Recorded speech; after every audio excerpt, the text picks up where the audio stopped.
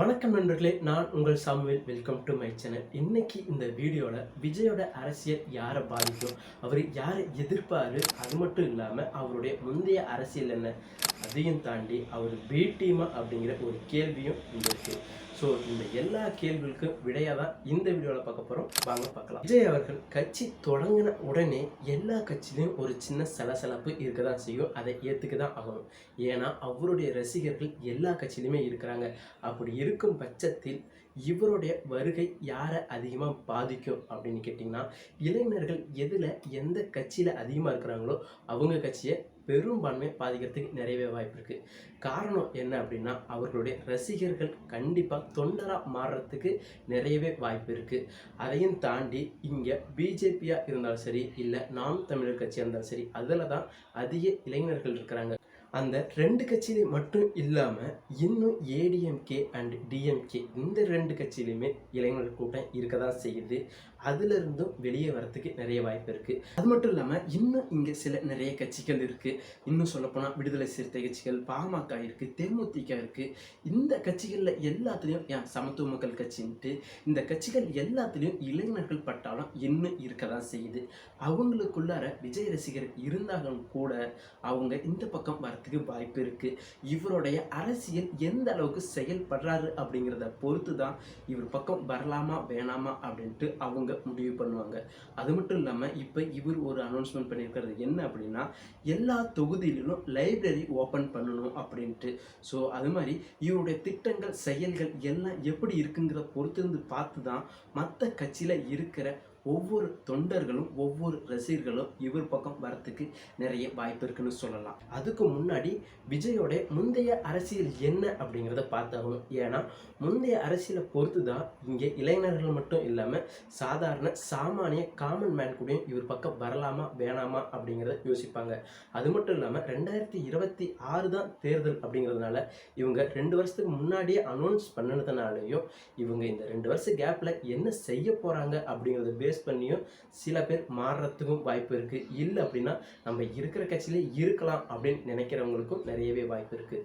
So விஜயோட முந்தைய அரசியலை பார்த்தோம் அப்படின்னா, அவர் ஒரு ஜல்லிக்கட்டு போராட்டமாக இருந்தாலும் சரி, அதில் அவர் பார்ட்டிசிபேட் பண்ணியிருக்கிறாரு.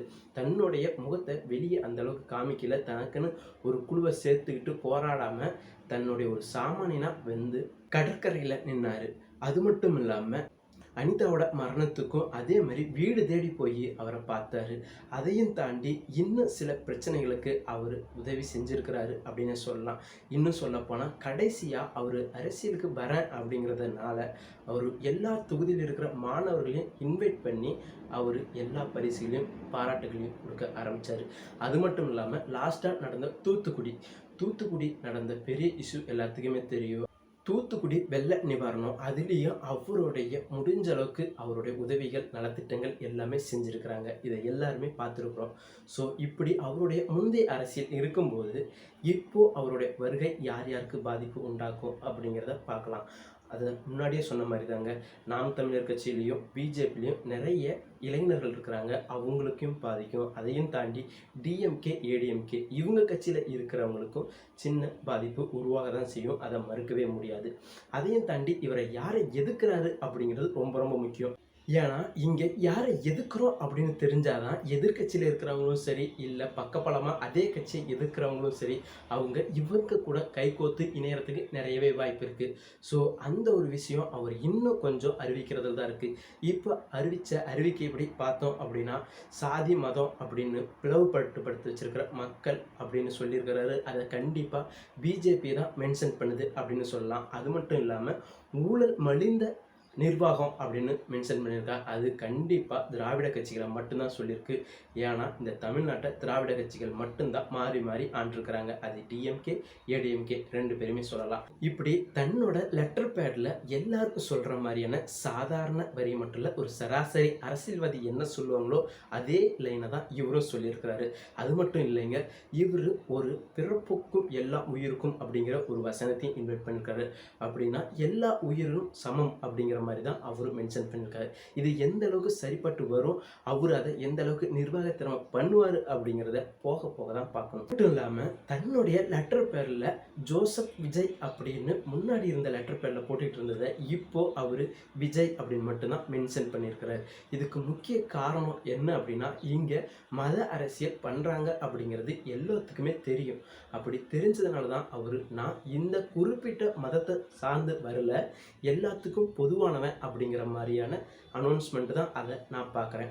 அது மட்டும் இல்லாமல் இங்கே பிஜேபிக்காரங்க அவங்கள முத்திர குத்துனது ஜோசப் விஜய் அப்படின்னு. அது அவர் ஒரிஜினல் பேராக இருந்தாலும் கூட மக்களுக்கு எல்லாத்துக்குமே தெரிஞ்ச ஒரு விஷயம் என்னென்னா, தளபதி விஜய், இளைய தளபதி விஜய் இப்படின்ட்டு தான் எல்லோருக்கிட்டையும் அறிமுகமாக இருக்கிறாரு. ஆனால் இந்த மெர்சல் பட இஷ்யூவில் அவர் சொன்ன ஜிஎஸ்டி பிரச்சனையால் தான் ராஜா அப்படிங்கிறவர் அவரை ஜோசப் விஜய் அப்படின்ட்டு மென்ஷன் பண்ணுறாரு. ஸோ இந்த ஒரு விஷயத்தில் தான் அவரும் ஜோசப் விஜய் அப்படிங்கிறது எல்லாத்துக்குமே தெரிய வந்திருக்கு. அதையும் தாண்டி அவரே அந்த டைமில் ஒத்துக்கவும் செஞ்சார்.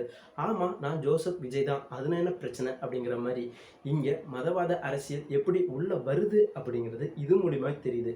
அது மட்டும் இல்லாமல் இங்கே சாமானியமாக ஒரு அரசியல்வாதி எப்படி உள்ளார வர முடியும், ஒரு மதத்தை பின்னாடி வச்சுட்டு வந்தோம் அப்படின்னா கண்டிப்பாக தமிழ்நாட்டில் எடுபடாது அப்படிங்கிறது இன்னைய வரைக்கும் தெரிஞ்சது. ஏன்னா பிஜேபி இன்ன வரையும் உள்ளே வராதுக்கு காரணமே அது ஒரே ஒரு ரீசன் தான் அப்படின்னு நான் நினைக்கிறேன்.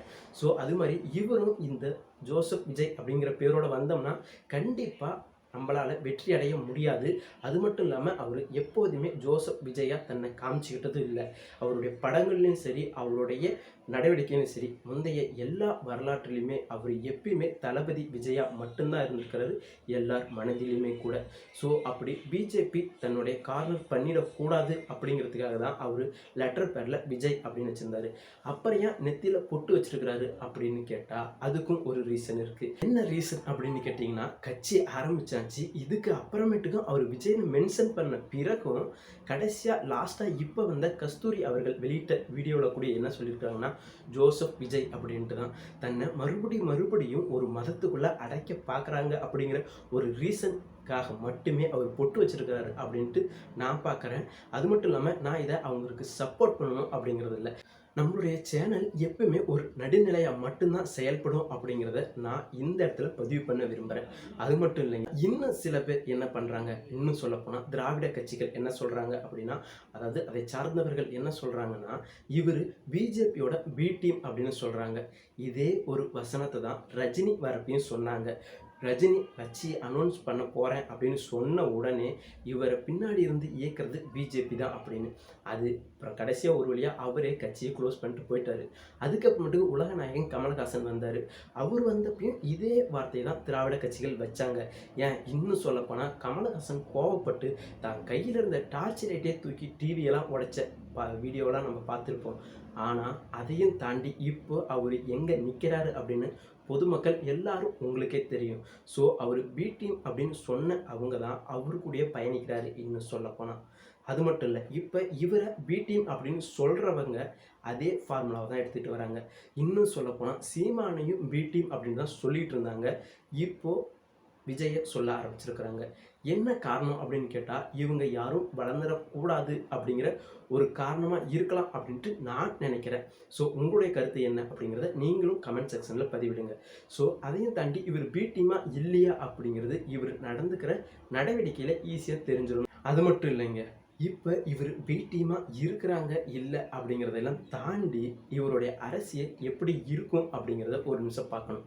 ஏன்னா நான் லாஸ்ட்டாக ஒரு வீடியோவில் பார்த்தது தான், இங்கே என்ன சொன்னாங்க அப்படின்னா, ஒரு தலித் இனத்தை சேர்ந்த ஒருவரை தான் இங்கே செயலாளராக போட்டிருக்கிறாங்க அப்படின்னு. அப்படின்னா அவர் சொன்ன வாக்கியத்தைப்படி தான் பிறப்புக்கும் எல்லாம் உயிருக்கும் அப்படிங்கிற மாதிரி சாதி மத பிரிவினை மக்களை எல்லாத்தையும் தாண்டி இங்கே ஊழல் மலிந்த நிர்வாகத்தை எல்லாத்தையும் கட்டுப்படுத்தணும் அப்படின்னா இவர் வரணும் அப்படின்ட்டு சில பேர் நினைக்கிறாங்க. இவருடைய அரசியல் எப்படி இருக்கும் அப்படிங்கிறத நாம் பொறுத்திருந்து தான் பார்க்கணும். ஏன்னா இவர் ஒரே ஒரு அறிக்கை தான் விட்டுருக்கிறாரு. அதில் 19 ஒரு சராசரி அரசியல்வாதி என்ன சொல்லியிருப்பாங்களோ அது மட்டும்தான் இருக்குது.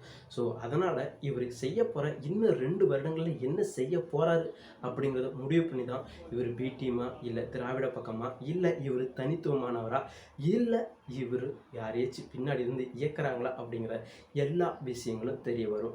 ஸோ இவருடைய அரசியல் வருகை உங்களுக்கு பிடிச்சிருந்துச்சு அப்படின்னா கமெண்ட் செக்ஷனில் பதிவிடுங்க. பிடிக்கல அப்படின்னாலும் என்ன காரணம் அப்படிங்கிறதோட பதிவிடுங்க. ஏன்னா என்னுடைய வீடியோ உங்களுக்கு பிடிச்சிருந்துச்சு அப்படின்னா மறக்காமல் லைக் பண்ணுங்கள், ஷேர் பண்ணுங்கள். முக்கியமாக நம்ம சேனலை சப்ஸ்கிரைப் பண்ணுங்கள். ஏன்னா உங்களுடைய ஒவ்வொரு சப்ஸ்கிரைப் தான் எனக்கு அடுத்தடுத்த வீடியோ போகிறதுக்கு அவ்வளோ மோட்டிவேஷனாக இருக்கும். அது மட்டும் இல்லாமல் என்னோட கருத்துக்கள் உங்களோட ஒத்து போணுச்சு அப்படின்னா அதையும் பதிவிடுங்க. இல்லை ஒத்து போகலை, நீ தப்பாக சொல்கிற அப்படின்னு சொன்னால் கூட நீங்கள் அதை கமெண்ட் செக்ஷனில் பதிவிடுங்க. ஏன்னா நான் ஒரு சராசரி ஒரு காமன் மேன் தான். ஸோ அடுத்தடுத்த பதிவுகளை கண்டிப்பாக நம்ம சந்திப்போம். நன்றி, வணக்கம்.